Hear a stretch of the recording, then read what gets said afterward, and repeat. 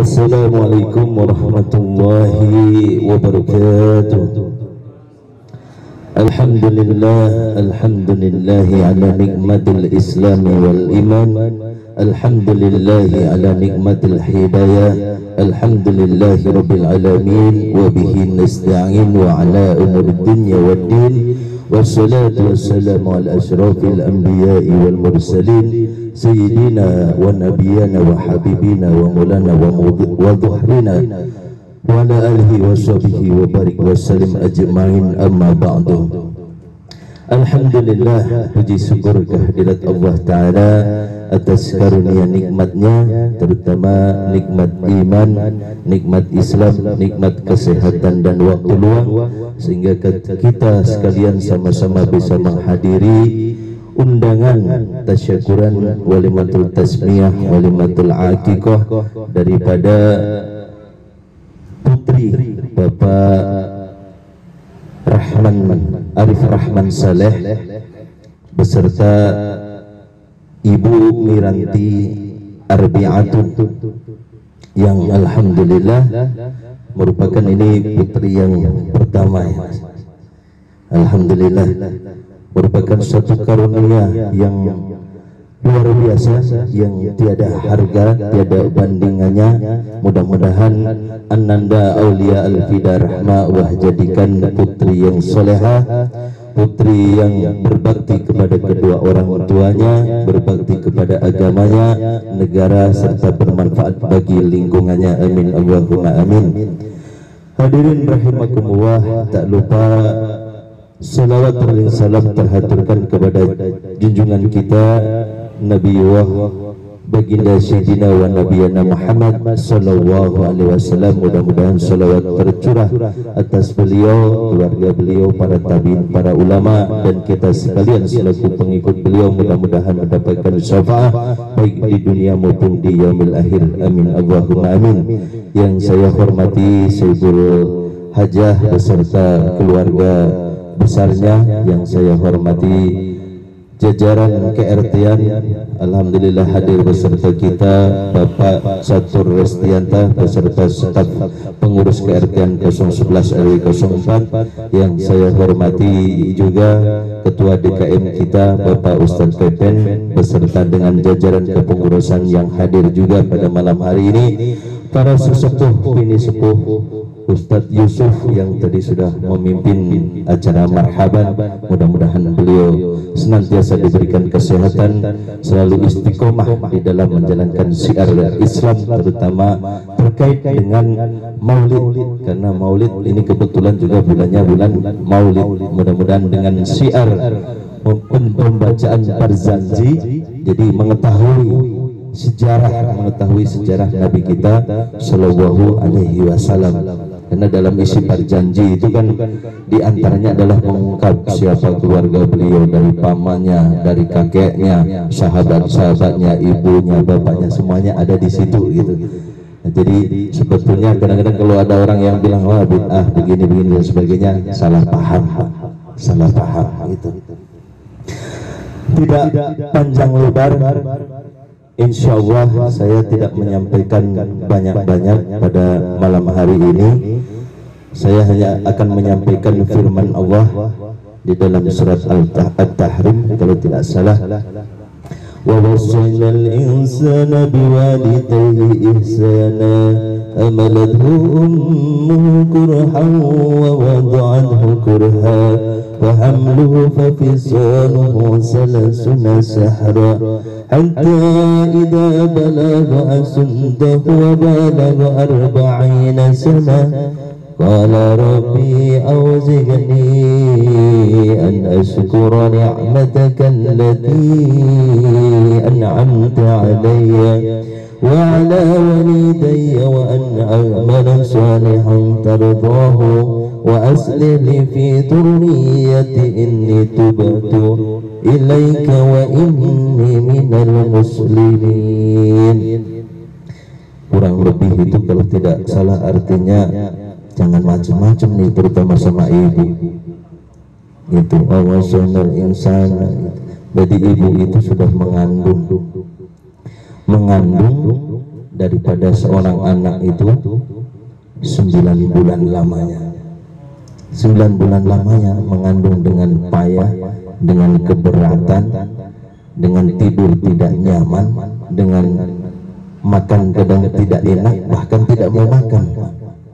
Kalau di awal-awal hamil, nah istilahnya apa? Ngidam ya. Nah itu, tahu benar apa enggak Bu? Kalau ngidam itu Bu, jangan-jangan mengada-ada Bu. Nah ibu ini yang bisa bercerita. Kadang-kadang malam-malam minta apa? Es jus lah misalkan. Ya kalau bagus Mas Rahman jualan es jus ada itu. Kalau nggak ada, gimana malam-malam mau nyari es jus? Kan sukanya yang aneh-aneh Bu ya. Sukanya yang aneh-aneh gitu. Nah dari situ sebetulnya satu keberkahan. Keberkahan apa ketika seorang istri itu ngidam? Itu keberkahan kepada suaminya. Bener nggak nih? Ngetes suami setia kagak sih gitu kan? Bener nggak dia sayang sama kedua orang tuanya kagak nih? Apa? Sama istrinya, sama anaknya gitu. Kira-kira sayang nggak gitu? Kadang-kadang kalau suami yang masa bodoh, ada aja gini. Tapi kalau suami yang sayang, yang soleh, yang sabar, ya dek sabar, bentar lagi ya. Dicari malam kalau es jus kira-kira ada nggak? Susah nyarinya ya. Susah kecuali bikin sendiri. Kadang-kadang nggak mau bikin sendiri. Harus di toko sana gitu, harus di warung sana. Biasanya kan seperti itu ya. Tapi alhamdulillah dari tahapan-tahapan, insya Allah dari pernikahan yang sudah mengikuti syariah, dilanjutkan dengan malam pertama yang insya Allah dengan selalu mengingat kepada Allah, pas bikinnya baca doa gitu ya, biar setan juga nggak ikut numpang bikin ya. Nah itu kan juga harus dilaksanakan gitu. Kita pingin anak yang soleh, anak yang soleha, tapi ketika bikin bismillah aja lupa gitu loh. Ya. Allahumma janibna janibis syaitana, itu misalkan dan seterusnya. Nah itu kan harus tahu gitu. Jadi ketika pas lagi begituan, setan tidak numpang pikir gitu. Makanya ketika kita selalu mengingat Allah, pas bikin alhamdulillah jadi gitu ya. Selang berapa sebulan berikuan kok tidak datang bulan Ibu ya, terus muntah-muntah dan sebagainya. Alhamdulillah. Itu jadi dirawat dengan makan makanan yang halalan thayyiban, sudah halal lagi baik, maksudnya baik bagi ibunya, baik bagi bayinya. Karena kalau umur lagi sebulan 2 bulan ya nggak boleh makan nanas, nggak boleh makan nangka, nggak boleh makan tape. Nah, itu kan juga butuh saling komunikasi di antara kedua belah pihak, antara suami dan istri, harus sama-sama saling mengingatkan dan menjaga. Karena susah Pak, susah mempunyai keturunan tuh. Ada yang gampang gitu ya, ada yang gampang, saking gampangnya dibuang di got Pak, naudzubillah, semua naudzubillah, dibuang di tempat sampah, naudzubillah. Nah itu makanya ya, karena apa? Bikinnya nggak benar Pak. Kalau bikinnya benar, menikah disaksikan oleh sekian orang, iya. Tapi kalau bikinnya pakai WA, yuk ketemuan di sana, nah, nggak taunya lupa pakai alat kontrasepsi. Kumaha. Maka dari itu kewajiban orang tua diantaranya ketika di dalam kandungan juga sudah harus dipupuk anak tersebut, didoakan dengan doa yang baik.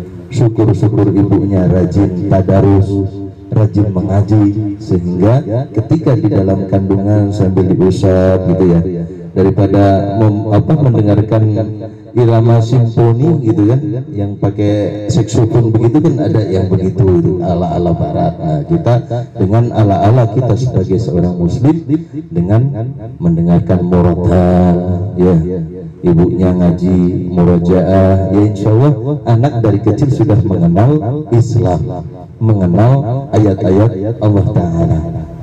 Itu dididik terus dengan, apalagi dengan makanan yang halalan thayyiban tadi, sehingga alhamdulillah beberapa waktu yang lalu, kurang lebih 2 mingguan kali ya, Mas Arif Rahman ya, karena kebetulan saya kemarin lagi di Jawa, lagi nyangkul Pak, kebunnya nggak ada yang ngurus, Bapak udah sepuh dan tua, jadi saya kemarin ada di Jawa, cuma bisa ngedoain aja, alhamdulillah, amin, cuma begitu. Kebetulan story WA-nya bikin lagi di rumah sakit mana gitu ya. Sekarang mau modern Pak, nggak dikasih tahu juga, kalau sudah bikin kabar pasti tahu gitu. Nah, setelah anak lahir itu apa kewajiban orang tua? Di antaranya adalah yang dilaksanakan pada malam hari ini, gitu. Yang dilaksanakan pada malam hari ini. Ada enggak mengenai bab azan? Ada. Karena Rasulullah ketika cucunya lahir, Sayyidina Husain itu diazankan. Kenapa diazankan? Biar anak tersebut ketika lahir langsung mengenal kalimat thayyibah, ketika lahir langsung mengenal kebesaran Allah, seperti tadi dilafalkan oleh ayahanda dari bapak putri Aulia tadi, ya kan, dilafalkan Allahu Akbar, Allahu Akbar, la ilaha illallah Muhammad Rasulullah, ya kan, dikenalkan kebesaran Allah, dikenalkan Tuhannya, tidak ada Tuhan yang wajib disembah kecuali Allah Ta'ala, dan mengikuti apa yang sudah menjadi risalah utusannya, yaitu baginda Sayyidina wa Nabiyana Muhammad Sallallahu Alaihi Wasallam. Gitu. Yang selanjutnya apa? Ya dengan diberikan nama, diberikan nama, biar apa? Biar ada penyebutannya. Kalau belum dikasih namanya dan tidak dipersaksikan, orang bingung mau menyebutnya siapa gitu. Gitu. Tapi kalau ketika sudah diberi nama, ketika jalan-jalan di depan, Putri Aulia cantik amat, gitu kan, bisa begitu karena ada penyebutannya, gitu. Ada penyebutannya. Nah, setelah diberikan nama, dicukur Pak rambutnya, dicukur rambutnya. Kenapa harus dicukur rambutnya? Karena di dalam rambut itu ada kotoran daripada darah nifas. Gitu. Ada kotoran darah nifas yang harus dibersihkan. Nanti kalau istilah orang sini mah biasanya digundulin lah nanti beberapa pekan gitu ya. Kalau 40 hari atau berapa digundulin, nanti ditimbang beratnya berapa, nah diniatkan sedekah sesuai kemampuan, boleh setara dengan berapa gram emas misalkan timbangannya berapa, atau dengan perak berapa gitu. Kalau zaman Rasulullah dulu ya ada dinar, ada dirham, itu seperti itu. Terus nanti ada sebetulnya satu lagi yang lain, namanya ditahnik. Nah, ditahnik itu dengan mengunyahkan sedikit kurma, mengunyahkan sedikit kurma, lalu ditempelkan di langit-langit anak tersebut, ditempelkan. Kenapa seperti itu? Kurma itu kan buahnya surga. Jadi sebelum makanan yang lain selain daripada susu ibunda bayi tersebut, itu sudah merasakan makannya buah surga. Itu, dan itu dilakukan oleh seorang sahabat pada waktu itu, melahirkan seorang putri, lalu beliau menemui Rasulullah SAW, kemudian ditahnik gitu, ditahnik gitu, diiniin, masukin gitu, dikunyain dikit biar lembut, terus masukin di langit-langit atas mulut daripada bayi tersebut. Itu yang tidak pakai syarat yang besar-besar lah ya. Yang selanjutnya walimatul aqiqah, karena anak akan tergadai sebelum dia diaqiqahkan. Tapi ada syaratnya, bila mampu. Kalau tidak mampu, zaman saya dulu atau ya bekakak satu ayam ekor jagung, zaman dulu itu, zaman dulu seperti itu. Tapi kalau sekarang mah insya Allah mah ya sudah banyak paham syariat, rezeki juga duit kayaknya gampang sekarang ya. Kalau zaman saya dulu mah orang dapat berkat mah seneng, anak-anak mah seneng itu, anak 7 ya berkatnya dibagi 7 itu ya, tempe 1 dipotong-potong jadi 7. Coba anak sekarang bawa berkat atau didiemin aja, tinggalin main game paling ya. Kalau anak-anak sekarang, makanya perbedaannya sangat jauh. Nah, akikah seorang putri itu adalah satu. Tapi kalau seorang laki-laki 2. Tapi ada kemudahan juga bila laki-laki misalkan tidak ada 1 juga boleh. Jadi Islam itu untuk ibadah-ibadah yang sifatnya amaliyah itu tidak memberatkan umatnya. Yang penting kita melaksanakan sunnah yang dianjurkan oleh Rasulullah SAW dengan sesuai kemampuan kita. Makanya itu keberkahan yang luar biasa, karena hakikatnya mirip-mirip dengan kurbannya Nabi Ibrahim dengan putranya yang waktu itu akan dikorbankan karena perintah Allah dalam mimpinya untuk menyembelih Nabi Ismail gitu. Nah, sedangkan yang kesini-sini akhirnya bila mempunyai kemampuan silakan diakikahkan, dan bila tidak mampu orang tuanya, boleh enggak seorang anak mengakikahkan diri sendiri? Boleh aja kalau dalam ijma ulama, dalam kesepakatan ulama boleh diperbolehkan gitu. Tapi utama mana, kadang-kadang ada orang nanya utama mana antara akikah dulu apa kurban dulu. Nah, tapi kalau waktunya pas hari kurban, pas hari raya Idul Adha, ya lebih wajib kurbannya dulu, Mbak. Itu lebih wajib kurbannya dulu daripada akikahnya dulu. Itu karena akikah bisa di lain waktu. Tapi hari kurban kan hanya khusus pada hari-hari tersebut aja.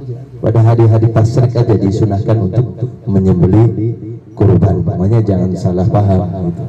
Tapi kalau mau dibarengkan boleh. Ya boleh saja itu. Tapi kalau mengikuti keutamaan, maka keutamaannya adalah kurban dulu gitu. Nah, akikah nanti bisa dilanjut di lain waktu. Hadirin rahimakumullah, itu mungkin beberapa yang mungkin belum paham, tapi akikah harus diniatkan. Jadi akikah harus benar-benar diniatkan, karena kalau tidak diniatkan dengan serius, kita mampu pun tidak akan terlaksana, Pak. Banyak, saya punya beberapa teman juga begitu, enjoy, akhirnya anak-anaknya tidak pernah diakikahkan. Nah, ketika kita ada kelapangan rezeki, kita ada keluasan rezeki, segera melaksanakan akikah. Ya, sambil dikeluarkan, lupa kan minumnya. Perasaan dari tadi garing katanya, cuma nggak berani pada ngomong. Lanjut ya Bapak, sambil muter lanjut. Iya, silakan.